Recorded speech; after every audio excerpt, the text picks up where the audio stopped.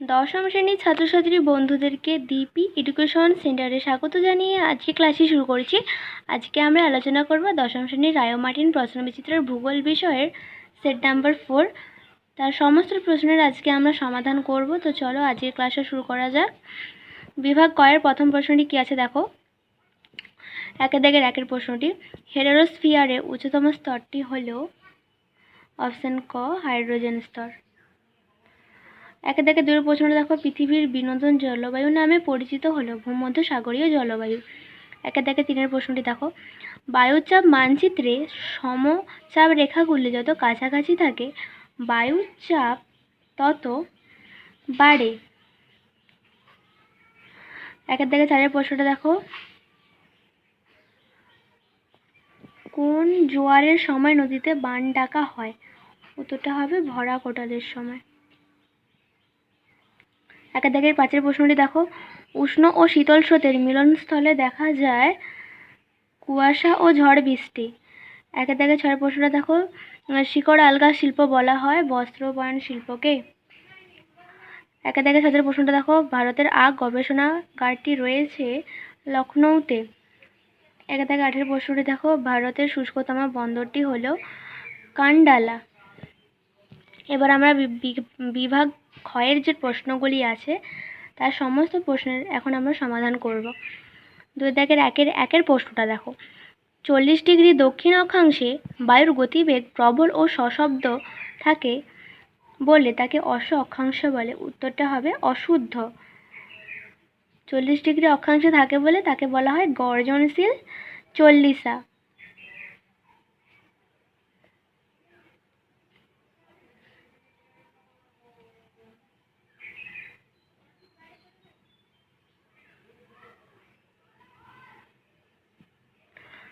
দুই প্রশ্নটা দেখো, বায়ুর আপেক্ষিক আর্দ্রতা পরিমাপ করা হয় আর্দ্র ও শুষ্ককুণ্ড থার্মোমিটার দ্বারা। উত্তরটা হবে অশুদ্ধ।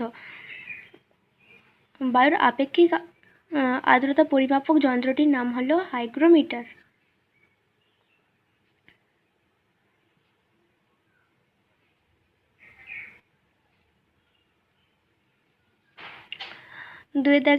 তিনের প্রশ্নটা দেখো, আগুলহাস স্রোত আটলান্টিক মহাসাগরে দেখা যায়। উত্তরটা হবে অশুদ্ধ, ভারত মহাসাগরে দেখা যায়।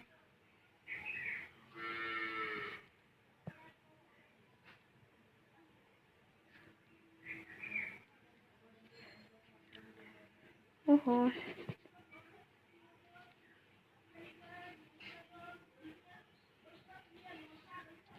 আচ্ছা, দুইয়ের প্রশ্নগুলি দেখো।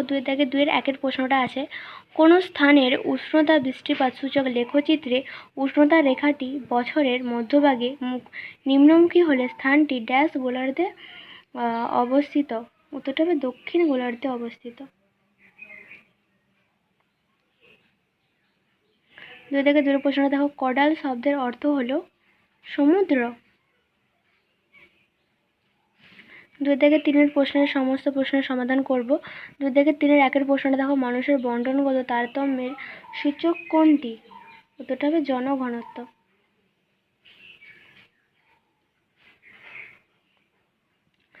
দুই প্রশ্নটা দেখো, উত্তর দক্ষিণ এবং পূর্ব পশ্চিম করিডর দুটি কোন শহরে মিলিত হয়েছে? উত্তরটা হবে ঝাঁসি।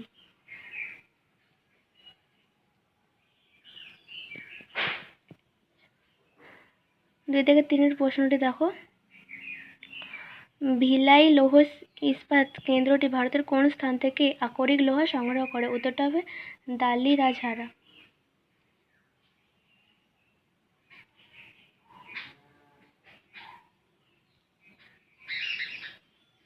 বিভাগ গয়ের যে প্রশ্নগুলি আছে তার সমস্ত প্রশ্নের এখন আমরা সমাধান করব। একের প্রশ্নটা দেখো, এল নিলো কি? তো চলো উত্তরটা দেখে নেওয়া যাক। রায় ও মার্টিন প্রশ্নবিচিত্রা 136 নম্বর পেজের 7 যে প্রশ্নটি দেখে আছে দেখো, এল নিলো কি? এটাই অ্যান্সার। পৃষ্ঠা নম্বরটা লিখে দিচ্ছি।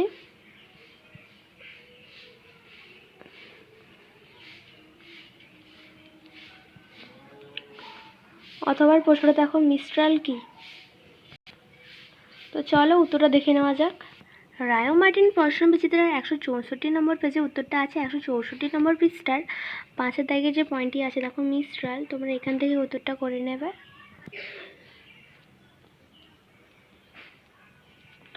3-এর দাগে 2 প্রশ্নটি দেখো অ্যাপোজি কি, তো চলো উত্তরটা দেখে নেওয়া যাক। রায় ও মার্টিন সহায়িকায় 262 নম্বর পেজে 2-এর দাগে যে প্রশ্নটি আছে অ্যাপোজি, তোমরা এখান থেকে উত্তরটা করে নেবে। অথবা প্রশ্নটি হলো শৈবাল সাগর কি। রায় ও মার্টিন সহায়িকায় 243 নম্বর পেজের 4-এর দাগে যে প্রশ্নটি আছে দেখো শৈবাল সাগর কি, তোমরা এখান থেকে উত্তরটা করে নেবে।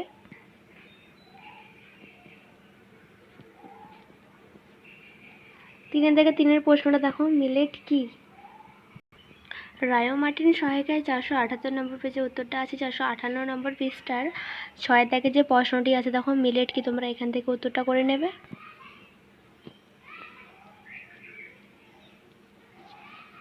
অথবা প্রশ্নটি আছে দেখো ভারতের দুটি রেল ইঞ্জিন নির্মাণ কেন্দ্রের নাম লেখো, তো চলো উত্তরটা দেখে নেওয়া যাক। রায় ও মার্টিন সহায়িকায় 578 নম্বর পেজে উত্তরটা আছে 578 নম্বর পৃষ্ঠার 11 দাগের যে প্রশ্নটি আছে দেখো ভারতের দুটি রেল ইঞ্জিন নির্মাণ কেন্দ্রের নাম লেখো, তোমরা এখান থেকে উত্তরটা করে নেবে।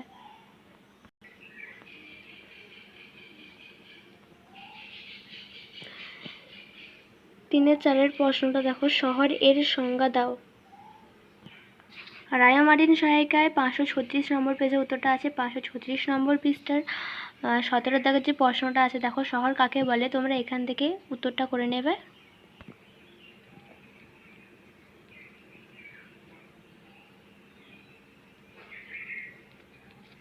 অথবা প্রশ্নটি কি আছে দেখো রজ্জু পথের দুটি ব্যবহার উল্লেখ করো।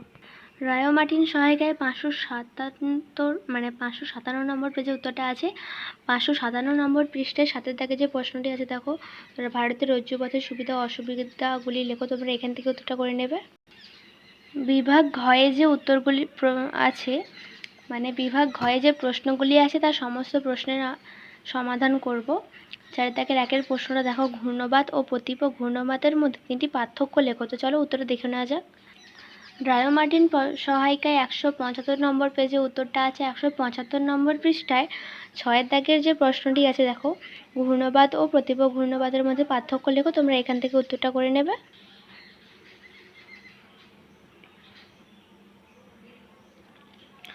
অথবা প্রশ্নটি কি আছে দেখো সমুদ্র বায়ু ও স্থলবায়ুর মধ্যে 3টি পার্থক্য লেখো। 175 নম্বর পেজে উত্তরটা আছে 175 নম্বর পৃষ্ঠার 4-এর দাগের যে প্রশ্নটি আছে দেখো সমুদ্র বায়ু ও স্থলবায়ুর মধ্যে পার্থক্য লেখো, তোমরা এখান থেকে উত্তরটা করে নেবে। 4-এর দাগে 2-এর প্রশ্নটি দেখো পূর্ণিমার জোয়ার অপেক্ষা অমাবস্যার জোয়ার শক্তিশালী হয় কেন, তো চলো উত্তরটা দেখে নেওয়া যাক।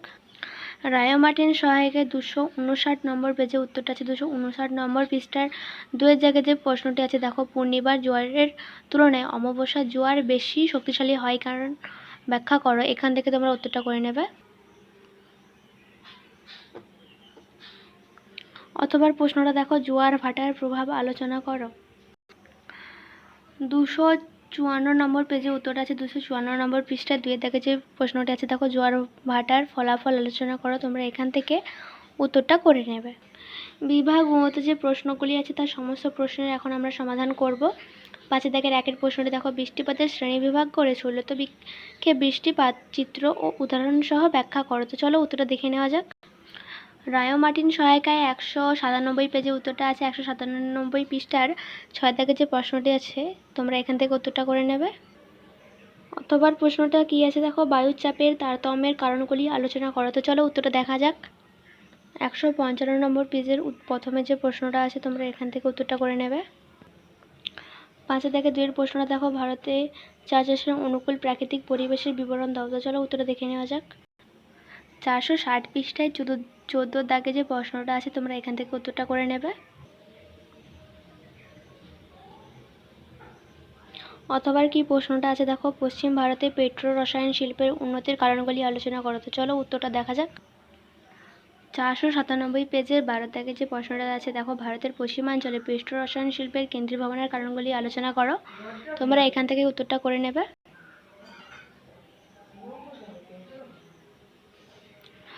ভিডিওটি সম্পূর্ণ দেখার জন্য অসংখ্য ধন্যবাদ এবং চ্যানেলে নতুন হয়ে থাকলে চ্যানেলটিকে অবশ্যই সাবস্ক্রাইব করে দিও।